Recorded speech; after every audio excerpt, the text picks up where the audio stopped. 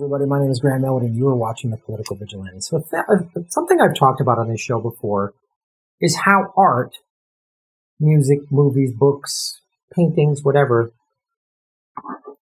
used to be more political, used to have more social commentary in it. But one of the things when we talk about the corporate media, included in that is entertainment. Like, how come there hasn't been more, like rap music specifically? I was in high school in the 80s, and I remember getting turned on to Public Enemy. Man, they were so raw. They were political. They were social commentary. Even Tupac in the 90s said, we got money for war, but we can't feed the poor. I mean, there's lyrics like that. Oh, weird. He got killed. Public Enemy got really big. And then I did a video on this in 1989. The private prison industry had a private meeting with a bunch of record executives that said, we want you to push gangster rap. Literally, gangster rap will help the private prison. More people it'll glamorize crime. So the private prison industry will profit. And there was people at this meeting that the executives are like, I don't know, this seems unknown. They were probably CIA. And I've talked about this before. CIA has script approval on big movies. They've had offices in Hollywood since the late 40s. It's why even my business, comedy, you look at all the big comedy specials on Netflix and stuff like that. And, I'm not taking anything away. These very funny comedians, but what are the big specials? You got Dave Chappelle who can sneak in there. Chris Rock who can sneak in there a little bit. But everybody else just about is about, I sleep around, I'm a big fat drunk, I'm a ha-ha. It's all that. That's what gets sold because they don't want any real voices. They don't want any real criticism of what's going on. So this came out July 9th, Kid Cudi, Eminem, The Adventures of Moon Man and Slim Shady. And I want to show you this video and I want to talk about this because there's some decent stuff in here. And Eminem, 20 years ago when he hit the scene, it was a big deal and all that stuff. And he was funny and controversial. And remember he dropped an album, 5-6 years ago. And he was still bitching about Jessica Simpson and Christina Aguilera. And I was like, who gives a shit? Who cares? This is social commentary. This is political commentary. This is why art, especially now, needs to say something. It needs to call out the abuses of power by the police department, by the military. There's federal troops who just went through Portland, Oregon in an unmarked van and just snatched people up. That's happening right now, today. Not in some crazy foreign country far away in, Middle East or Africa or Central America. No, Portland, Oregon. A town of mostly white people. It's a bunch of white liberals in Portland. Just snatched them up off the streets, man. So art needs to, and the pushing of American exceptionalism, the way we've all been propagandized to believe America's great, the cops are the good guys, the CIA is always on the right side of things. That's been fed into us. That's part of it. You study CIA program MK Ultra, right?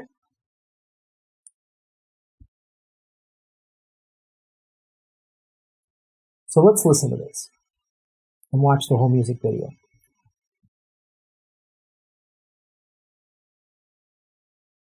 So that's pretty powerful, man. If you listen to what Eminem was saying there, first he said, fuck Drew Brees. So Drew Brees, came out and said some stupid shit like 2 months ago about, we shouldn't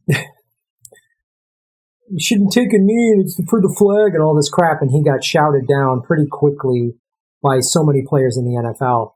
So he says that. He said, get your knee off my neck. He talks about all this stuff. He talks about the idiots in the White House. Talks about people don't wear masks or killing people. I mean, this is what I personally want out of musicians. In the 60s and 70s, musicians were on the forefront of calling out what's wrong in the world. And then when everything got corporatized in the late 80s and 90s, everybody just, even the early gangster rap, which was really talking about police brutality and stuff like that, even that got shunned, and it just got more about, killing people and my gat and, the bitches and the hoes and the fat ride and all that crap. And it's like, there's nothing wrong. I've said this before, and this is also something that Chris Hedges says in his book, Death of the Liberal Class. There's nothing wrong with frivolous entertainment. I've done frivolous entertainment. I hosted game shows. I've worked on cruise ships. I've done comedy in war zones where they needed frivolous entertainment. They didn't need somebody telling them about politics. They were living at the result of the failure of politics is war, you could argue, right? So I understand the need for frivolous entertainment. I understand it now doing this show and covering heavy topics like Epstein and being in a quarantine and like, oh God, and going to protests and seeing looting and rioting in my neighborhood and the military on my streets. I've just personally had challenging stuff in the last couple of months where I've wanted to just watch some silly, frivolous entertainment. There's nothing wrong with it. There's nothing wrong with dance music. There's nothing wrong with hip hop that's just funny or just talking about whatever, partying, getting laid. There's nothing wrong with that. The problem is because 95% of all media, including entertainment, is owned by 5 multinational conglomerates, who many of them get their marching orders from the State Department and the CIA. I've shown you the propaganda multiplier. Then there's no room for actual artistic social commentary. In the 30s, the theater movement that was starting in New York was very political. It was plays, A Tree Grows in Brooklyn and stuff like that was about the working class, that was calling out the ruling class back then. I'm a big film guy. You have movies, 3 Days of the Condor in the 70s when the studio... So I'll give you a quick history lesson of Hollywood movies. So there was the studio system that came out in the 40s and 50s and 60s. And the studio system, you were an actor, you worked in the studio, they told you, okay, this month you're working on a musical, tomorrow you're working on a love song, and then now you're going to do a Western, then you do a war movie, right? So when the studio system died in the late 60s, the 70s, that's where all these bold movies were being made. There's this great book called Easy Riders, Raging Bulls. Read it. It's about that era. And you had movies like Apocalypse Now. You had movies like The Deer Hunter that were like heavy anti-war movies that were showing how awful war can be. They didn't portray Asians and Vietnamese very well. That was the thing that they missed. But in terms of the psychology of Americans in war and the insanity of war and the brutality and the dehumanization of war, they covered that quite well. You had, again, 3 Days of the Condor, which was very critical of the CIA. That's the last movie I can remember that was that critical of the CIA, and it came out in the 70s. You had Network, which basically predicted our media today. You had movies like Rollerball.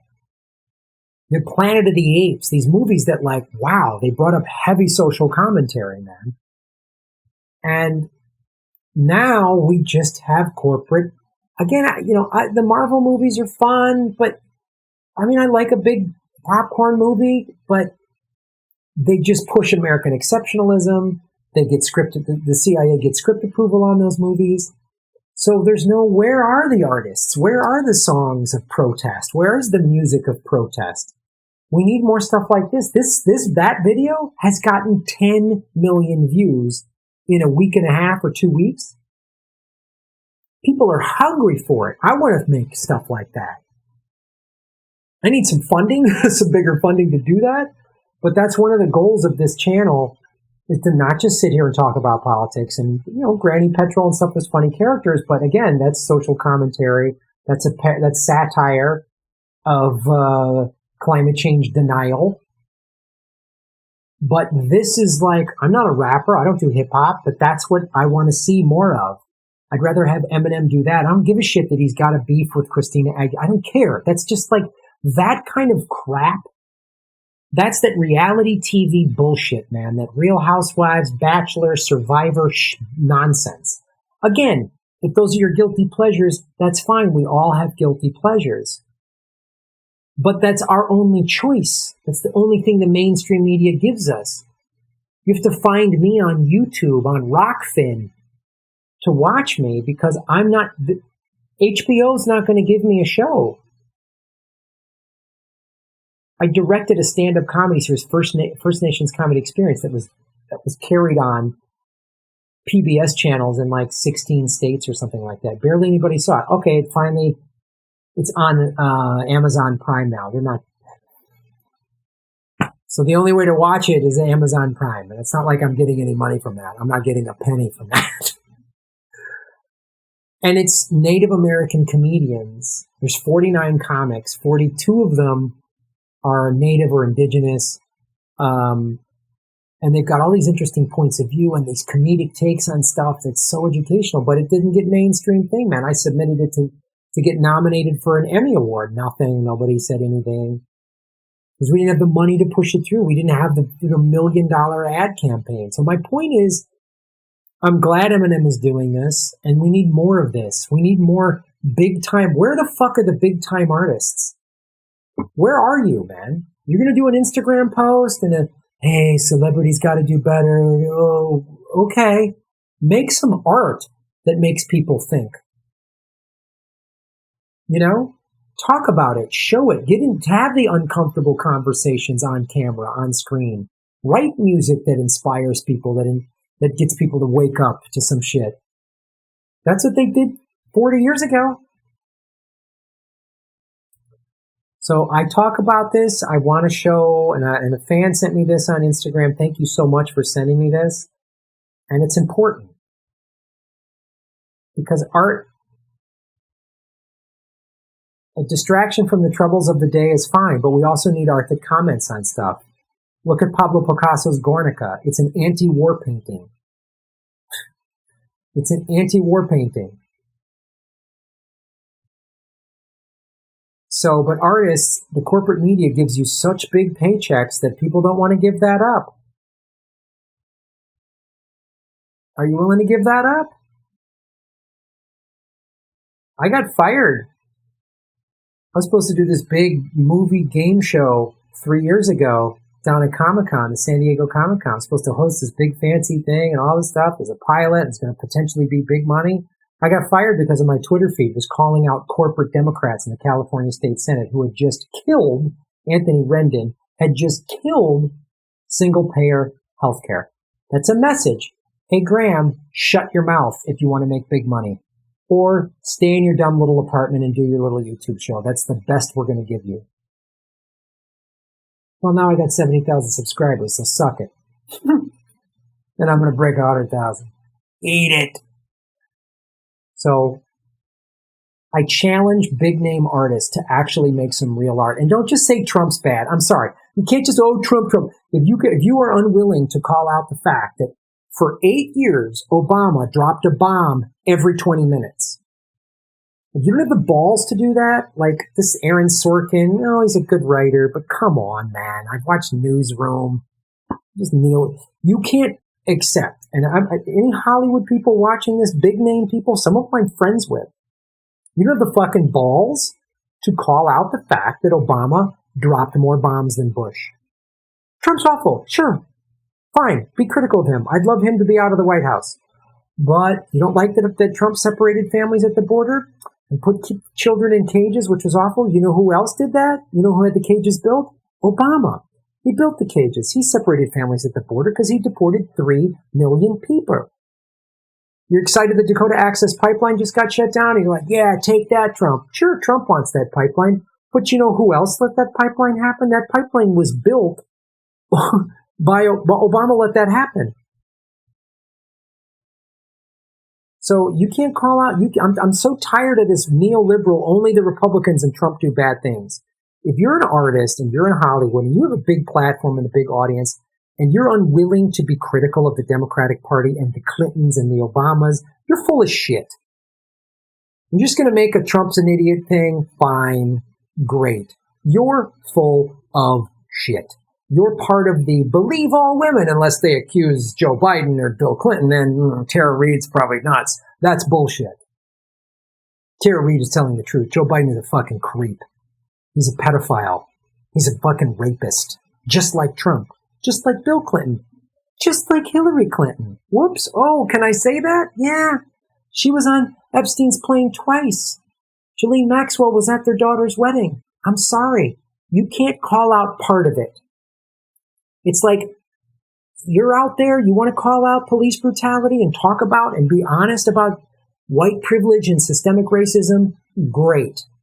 And you can't sit there and turn a blind eye to the fact that all these mayors and these Democrats, the mayor of Portland is allowing federal troops to come in and snatch people up. The mayor of LA, Garcetti, big liberal guy, will not call out the abuse of the LAPD. So if you're unwilling to go all the way, then just shut the fuck up, go back to your mansion, and just scream, Trump's bad, while you cash your 7-figure checks, because you know you're full of shit. So I applaud Eminem for doing this. Do more of this, Eminem. Do more of this. I don't give a fuck if you don't like Jessica Simpson. Who gives a shit? That's like 15 years ago. What are you talking about? This. Do this. Do a rap video on all of the people connected to Epstein, including the Clintons and Biden and Trump and Dershowitz and all of them.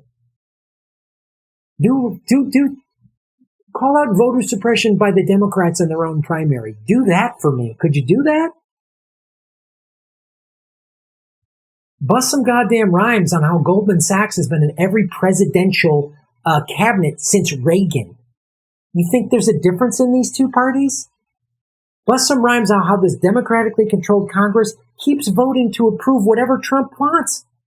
Oh, we're going to resist Trump. By what? Extending the Patriot Act, increasing his war budget, all things that democratically controlled Congress has done.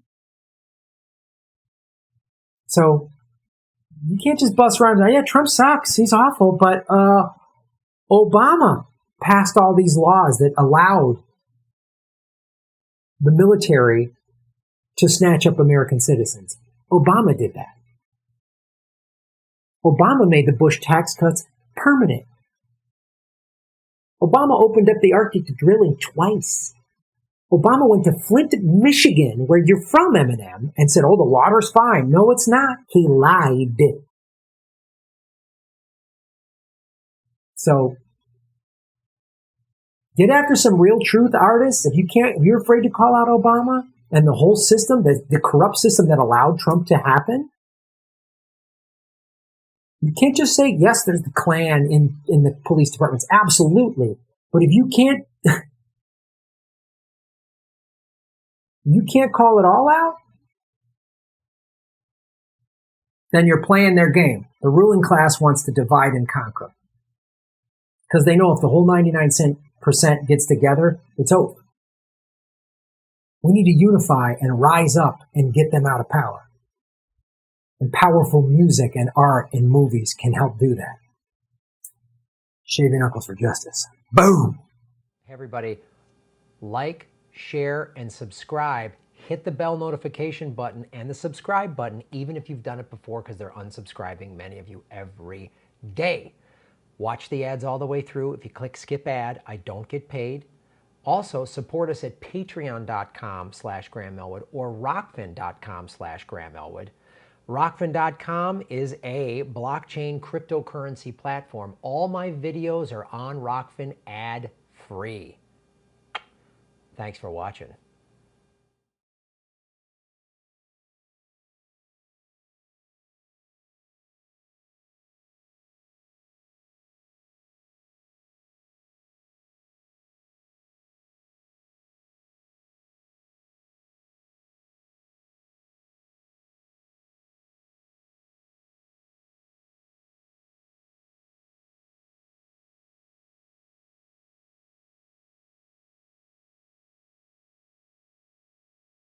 Hey everybody, like, share, and subscribe. Hit the bell notification button and the subscribe button, even if you've done it before, because they're unsubscribing, many of you, every day. Watch the ads all the way through. If you click skip ad, I don't get paid. Also, support us at patreon.com/Graham Elwood or rockfin.com/Graham Elwood. Rockfin.com is a blockchain cryptocurrency platform. All my videos are on Rockfin ad-free. Thanks for watching.